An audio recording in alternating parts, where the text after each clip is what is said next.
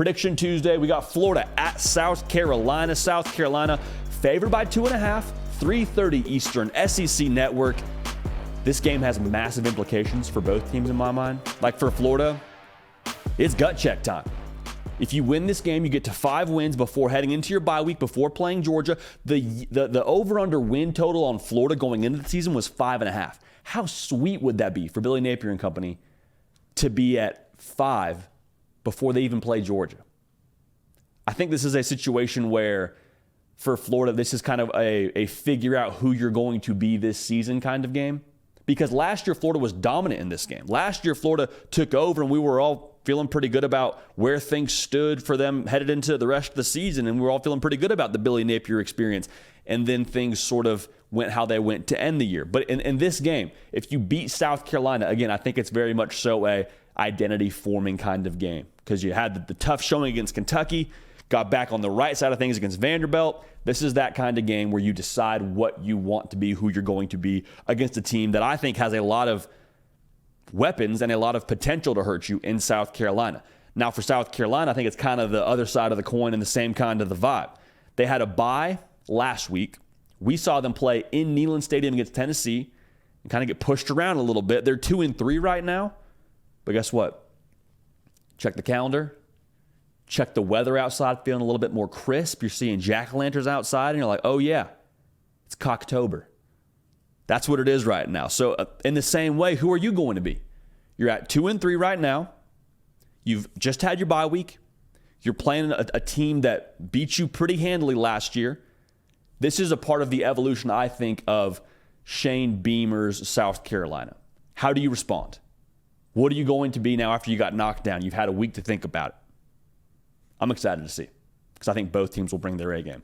First matchup we got to watch in this game, man. Mario Anderson and Dow Loggins, running back for South Carolina and the offensive coordinator for South Carolina, against the front seven of Florida. Florida really had issues against Kentucky stopping the run. The physicality of Kentucky was just downhill, downhill, downhill. But outside of that game, Florida's actually been pretty solid stopping the run.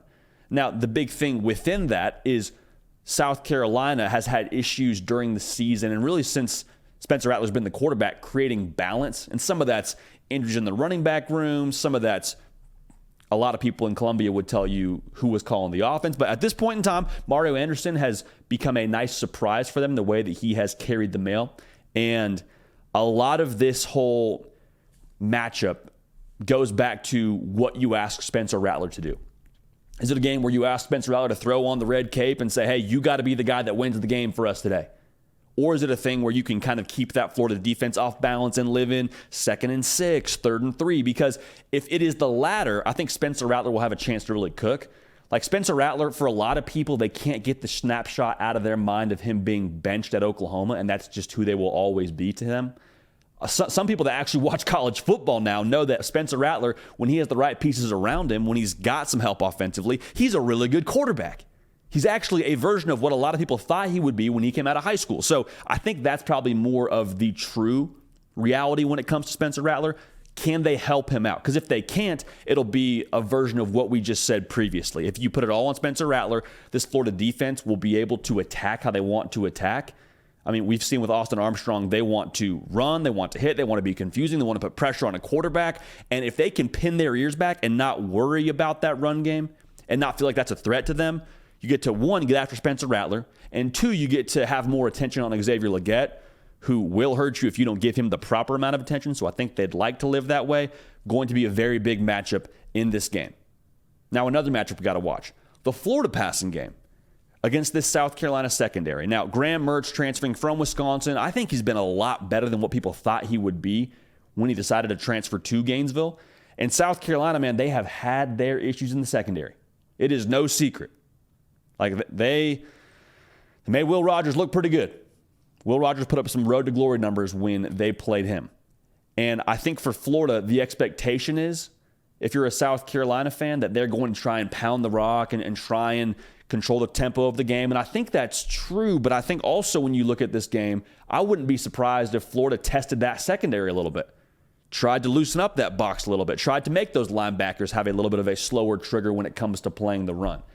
And I think Graham Mertz has the arm to be able to hurt you. So for South Carolina, are you able to be solid enough on the back end?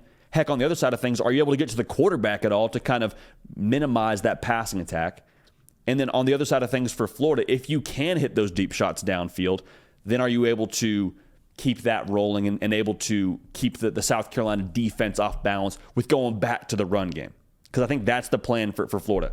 Be able to hit some shots in the pass game, but the big part of this, everything that is predicated on Florida's success offensively, is running the football. So, something to watch for within this matchup, Eugene Wilson is a stud freshman for Florida, and I think he's a guy that is probably a little bit more lesser known when it comes to Florida's offense, just because he got dinged up against Tennessee and you didn't really see him much after that. But early in that Tennessee game, it was feed Eugene Wilson. He got in the end zone last week against Vanderbilt, and when he's in space, he's just a problem to deal with. And I think what he's going to do horizontally, just in terms of putting pressure on the perimeter of the South Carolina defense, could make for, one, some open shots in the pass game, because your eyes kind of get a little bit mixed up when you got motions and you got bubble screens and you got all these things going side to side if you're the South Carolina defense, and you could lose track of Ricky Pearsall. Maybe he sneaks behind the safety. Or it just gets the defense flowing, and then we got Eugene Wilson going to the left, and oh, wouldn't you know it, it's power run back to the right, and we got a big play happening. So if that's the case for Florida, good things are going to happen for them offensively. And, I mean, one of the main things I'm watching in this game, what's the score at half? Because we've seen for Florida, if they get behind around 2 scores, it is very difficult for them to climb back into it. That's not the way this offense is built. It's not built to try and chase you. It's built to control the tempo and to force you into submission. Now, for South Carolina, to be clear, they have the offense that could put pressure on you quick, fast, and in a hurry. Xavier Legette, I've already talked about him. I believe he was leading the country in receiving coming into that game against Tennessee. We saw him up close and personal. He is a specimen. All right, Spencer Rattler. If he gets hot, if he gets rolling, it's going to be a long day at the office. Like, that's the kind of potential this pass game has. And I think Dow Loggins will have to, going back to that second matchup we talked about, or that first matchup we talked about even, can they do some things to get him comfortable, whether it's quick game, whether it's having some sort of rushing attack, whether it's getting him on the move. Like, there's got to be something to get Spencer Rattler rolling. So if they can put pressure on Florida to score points, could be a very long day at the office for Florida. So when it comes to this game, man, I think South Carolina, the concern for me, I really get concerned about their rush defense. Like, right now, they're allowing over 4 yards a carry, over 150 yards rushing a game, and that's where Florida wants to live. That's where Florida has lived.